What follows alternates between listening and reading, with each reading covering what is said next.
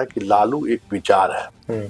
लालू के कारण हिंदू मुसलमान बिहार में कभी नहीं हुआ। और मुसलमान अगर लालू यादव के साथ है तो उसमें बहुत सारे यादव ऐसे हैं जो वैचारिक रूप से उनके साथ है। जैसे ही पार्टी पर से उनकी पकड़ ढीली होगी या पार्टी पर से उनका छत्र छाया हटेगा, इस बार लालू यादव के अध्यक्ष रहते हुए पार्टी का कुछ नहीं होने वाला है। कितना तेजस्वी कामयाब हो गए कहना मुश्किल है, क्योंकि 2010 में इससे भी बुरी स्थिति है। आपको राज्यसभा भेजने की भी कैपेसिटी नहीं है।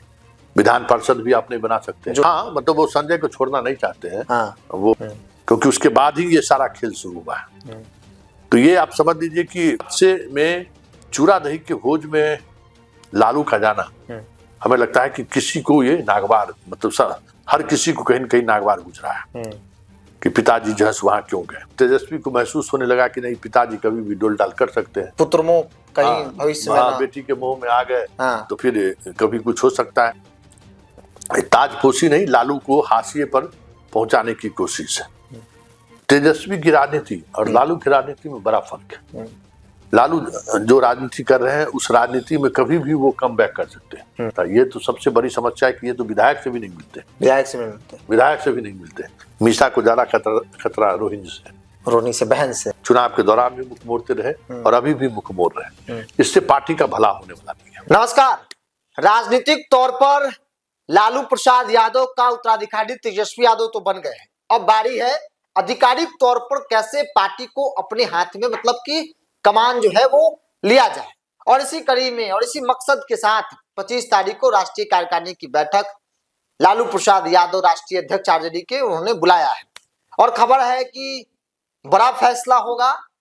राष्ट्रीय कार्यकारी अध्यक्ष की जिम्मेवारी तेजस्वी यादव को दी जा सकती है। मेरे साथ वरिष्ठ पत्रकार संतोष सर है। सर, राजनीतिक तौर पे कहा जा रहा था कि आत्ममंथन का विषय है, तेजस्वी यादव आएंगे, नेताओं के साथ बैठेंगे, कई बड़े फेरबदल पार्टी संगठन के अंदर होगा। लेकिन जो खबरें आ रही है कि 25 को राष्ट्रीय कार्यकारिणी की बैठक है और पार्टी का कमान पूरी तरीके से तेजस्वी यादव के हाथ में सौंप दिया जाएगा।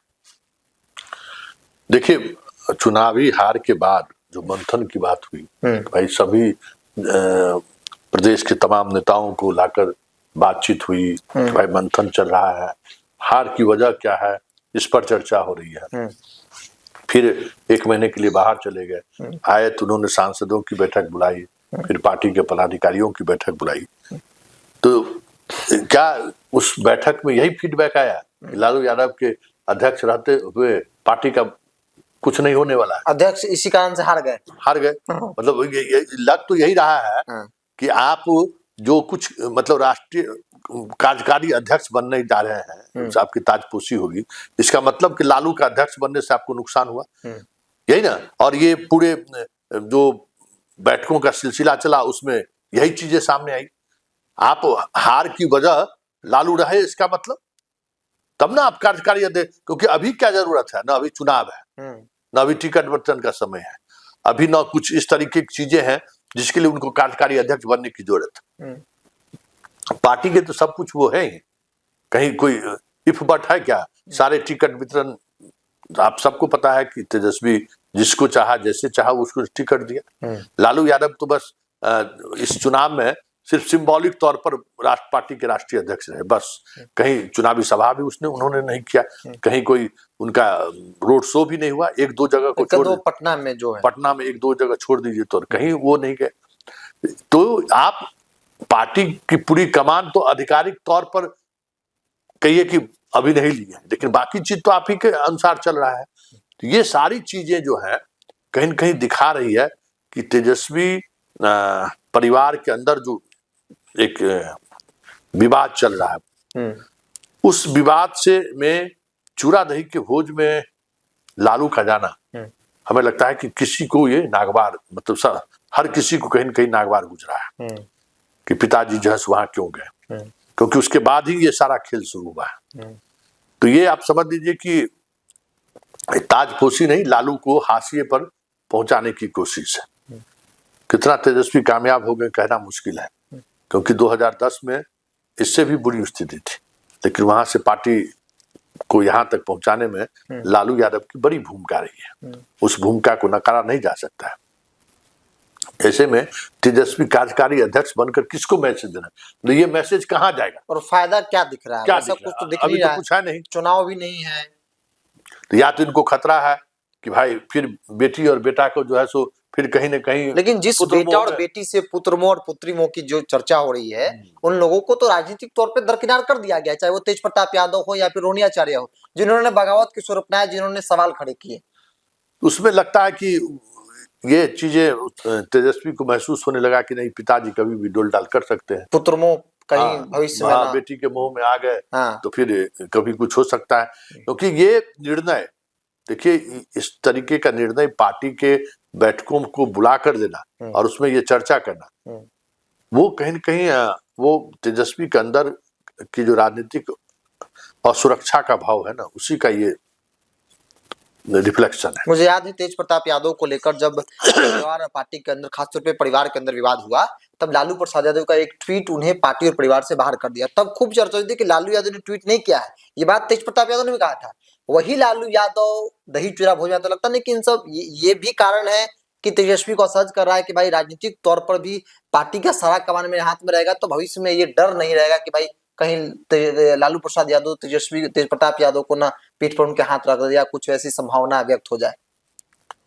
नहीं, अभी क्या कर सकते हैं, आपको राज्यसभा भेजने की भी कैपेसिटी नहीं है। विधान परिषद भी आप नहीं बना सकते, जो है वो भी ड्रॉप हो जाएगी, इस बार ड्रॉप हो जाएंगे। तो राजनीतिक तौर पर अभी कोई ऐसा फैसला नहीं होना है जिसके लिए राष्ट्रीय अध्यक्ष की अनिवार्यता हो। राष्ट्रीय अध्यक्ष का क्या काम है भाई, चुनाव के समय में सिंबल देना, विधानसभा और विधान परिषद में राज्यसभा के टिकट में उनका ये जाएगा, पत्र जाएगा।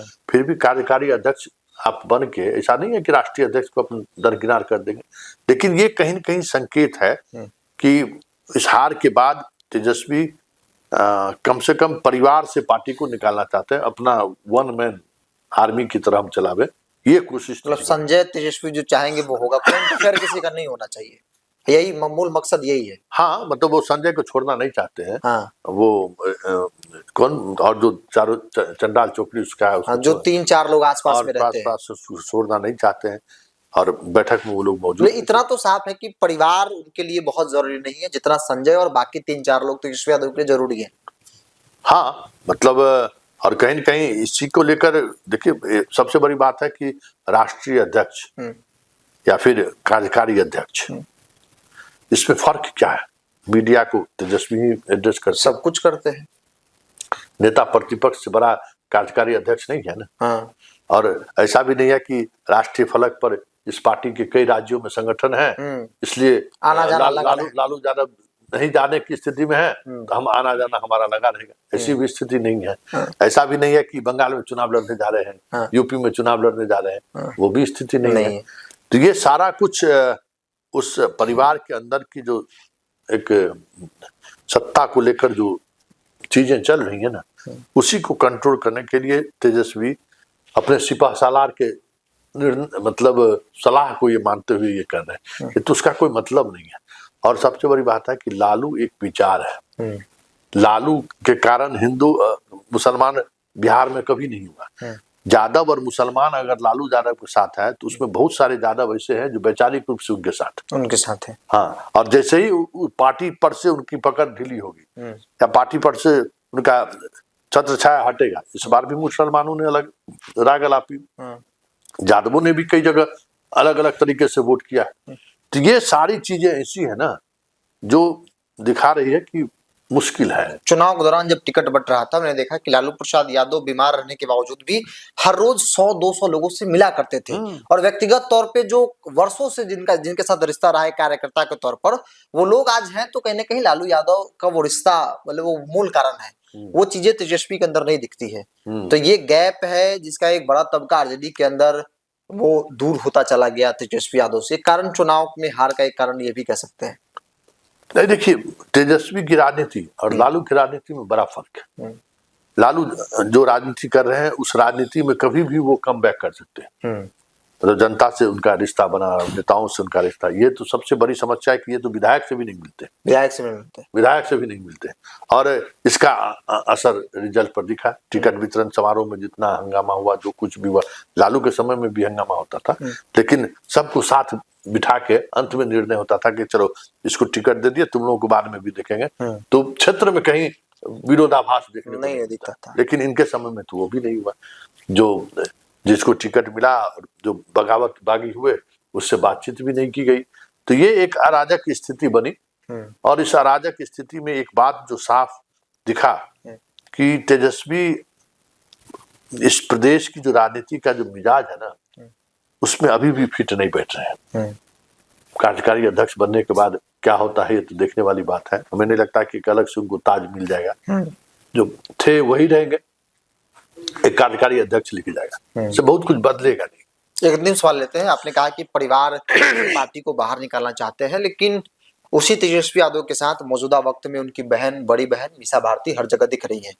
तो क्या आगे चलकर जो परिस्थिति, चूंकि राजनीतिक तौर पर काफी गंभीर मानी जाती है मीसा भारती, तो वैसी परिस्थिति में जो जिस जड़ से वो पार्टी का कमान अपने हाथ में ले, कहीं कल होकर वैसा ही ना हो जाए, क्योंकि मीसा तो साथ में है। देखिए, जब कहीं विवाद होता है ना, तो इक्वेशन बनता है। मीसा को ज्यादा खतरा रोहिणी से, बहन से। हाँ, बहन से, एक बेटी होने के नाते, जो कि भाई हम विरासत में संभाल ही रहे हैं, हम तो सांसद बन ही रहे हैं, एक दूसरी आ जाएगी तो उसको कैसे काटा जाए, पॉलिटिक्स वही है।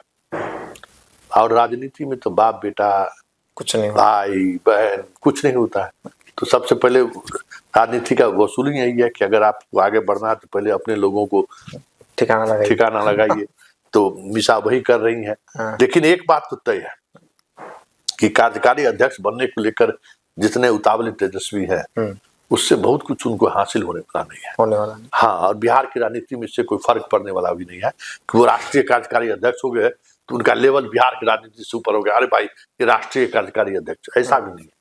जो जमीनी हकीकत है, जिससे तेजस्वी चुनाव से पहले भी मुख मोड़ रहे थे, चुनाव के दौरान भी मुख मोड़ते रहे और अभी भी मुख मोड़ रहे, इससे पार्टी का भला होने वाला नहीं है। तो चलिए, राजनीतिक तौर पर विरासत तो है ही, और पार्टी का कमान अगर उसके हाथ में मिल भी जाता है तो बहुत कोई कह सकते हैं कोई बड़ा फेरबदल भी होने की संभावना वैसी कोई दिख नहीं रहा, ना ही कोई परिवर्तन जो है उसकी उम्मीद की जा रही है। क्योंकि तेजस्वी यादव जो कल थे, कल होकर अगर राष्ट्रीय कार्यकारी अध्यक्ष या फिर राष्ट्रीय अध्यक्ष ही बन जाएंगे तो बहुत कुछ बदलेगा नहीं। क्योंकि आज की तारीख में आरजेडी के अंदर हर एक फैसले, छोटे बड़े फैसले, किसको टिकट देना है, किसको नहीं देना है, किसको राज्यसभा बनाना है, किसको एमएलसी बनाना है, तमाम फैसले, यहाँ तक कि लालू परिवार के अंदर कौन परिवार का वफादार है, नहीं है, परिवार में कौन रहेगा, नहीं रहेगा, वो तेजस्वी यादव अपनी टीम संजय यादव के साथ मिलकर ही लेते हैं।